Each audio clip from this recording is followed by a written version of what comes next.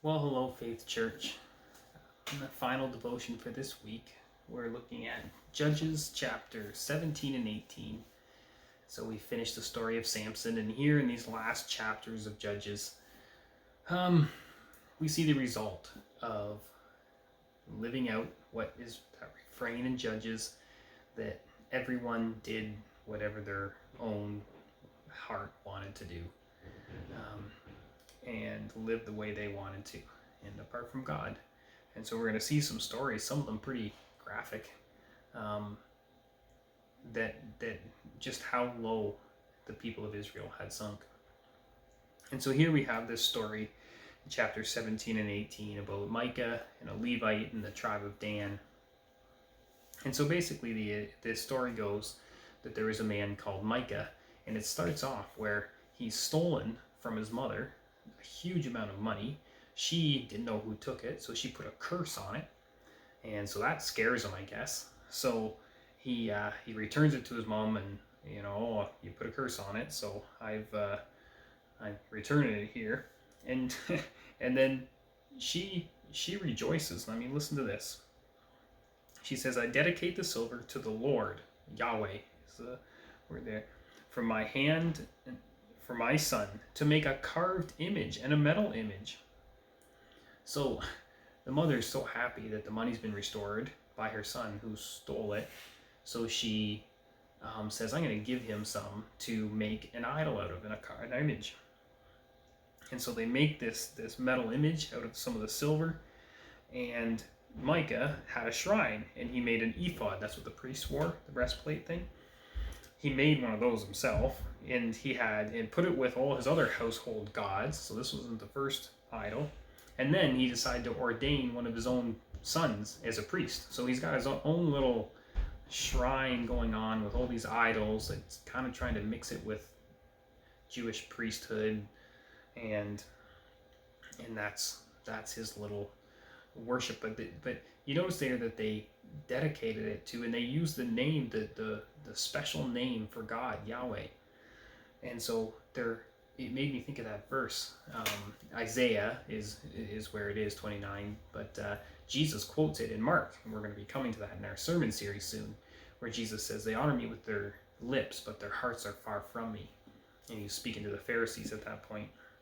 And just that picture of people who are still saying the religious things. We often talk about it's a relationship, not a religion, and that's what we're seeing here. These Israelites still using God's name, still saying they're worshiping Him, and yet they're doing it so blatantly opposite to the most basic Ten Commandment laws that He gave.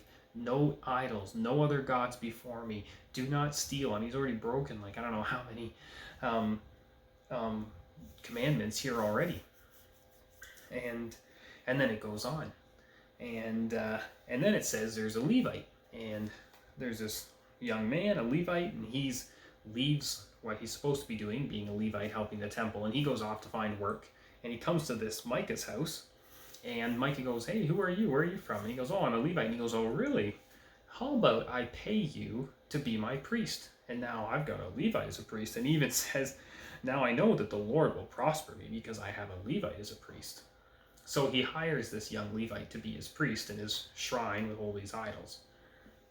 And just again that idea that he thinks that God's going to prosper him because he's hired a priest of his own doing from the right tribe, and yet still like so opposite to all of God's laws. I mean, the priests weren't worshiping at a supposed to worship or be a priest for a private home with idols in a shrine.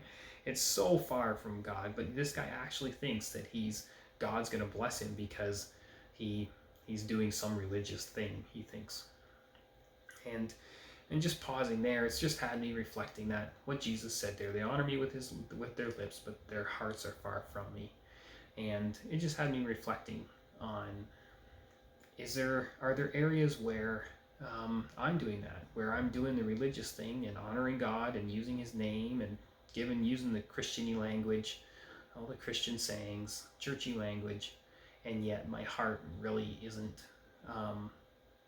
serving Him, submitting to Him, worshiping Him. It's just I know how to act because I grew up in church. And so it was a good thing to kind of reflect on. And also looking at the things that drove this. Greed, stole money. He wanted prestige and power. And so he's got his own shrine and all these things. And so what are some of the things that cause our hearts to stray from God? Well, then the story goes on and we hear about the tribe of Dan. And it says that the tribe of Dan, they hadn't possessed for themselves their inheritance, the land. So you remember the Israelites came into the promised land and each of the 12 tribes were supposed to get their piece. Well, they had to drive out the people who were there. And the tribe of Dan never did that. And so here we are 100 years later, and they haven't gotten their piece yet. So they send a group of spies to go see if there's somewhere they can take. And they find this peaceful people live in a hill country. They're not really associated with any other city-states around, so they're not going to be protected. And they go and they spy out and they go, oh, it's really good. And so they go back to the tribe of Dan and they say, hey, we found the perfect place. Let's go take it. And so they get this army together and they're marching out. But on the way, they come past this Micah's house and they say, hey, let's stop here. This Micah, he's got a whole shrine and gold and silver idols and stuff in there and a priest. So let's stop in. So they stop in and find it and they steal it. They steal the idols and as they're stealing the idols, that hired priest comes out and goes, hey, where are you going? And they go, shh, don't say anything. Come with us. Be our priest. Why would you want to be a priest for just one guy when you can come be a priest for an entire tribe? And we'll pay you, So the priest, and this shows where his heart really is, he's like, all right, sounds like a good deal to me. And so he goes off and to be the priest for the tribe of Dan. And so Micah comes running out after and is like, you're taking everything from me. What do I have left? Which again just shows how far this Micah's heart was from God, because all he did was take his false idols. If he really loved the Lord, what we'd have left is the Lord. But he obviously didn't, was completely gone in terms of his faith in the one true God. So the people of Dan carry on and they find this, they sneak up on this city, and it says, the people of Dan took what Micah had made, so they just talked about, and the priest who belonged to him, and they came to Laish, that's the town, to a people quiet and unsuspecting, and struck them with the edge of the sword, and burned the city with fire. And they set up the carved image for themselves, and Jonathan, the son of Geshem, the son of Moses, and his sons were priests in the tribes of Danites until the day of the captivity of the land. So they set up Micah's carved image that he made as long as the house of God was at Shiloh. So this tribe of Dan commits murder, mass murder, kills everybody in this town, takes their city, burns it, rebuild it, move in, and then they take this idol that they had stolen and they set it up as their temple to worship. Instead of worshiping at the temple of God, tabernacle, they set up their own, and they had this false idol that they were worshiping, but they still had some priests and just an absolute mess. And that's kind of how the story ends. And again, as I just was reflecting on that and just seeing these examples of where people's hearts they didn't worship God with their heart. It was just with their lips. And they used language, they used God's name and talked like they worshipped him, and even had priests and this and that, but they certainly weren't worshiping God. And you can see it in the fruit. And we'll see that here at the end of Judges, just a people that are lost, oppressed, and all the blessings that God had promised in the promised land. If they would obey him, they've abandoned, and we're not seeing any of those blessings. And that's kind of how the book of Judges is going to end, is a couple more chapters to go, and you'll see that same thing carry on.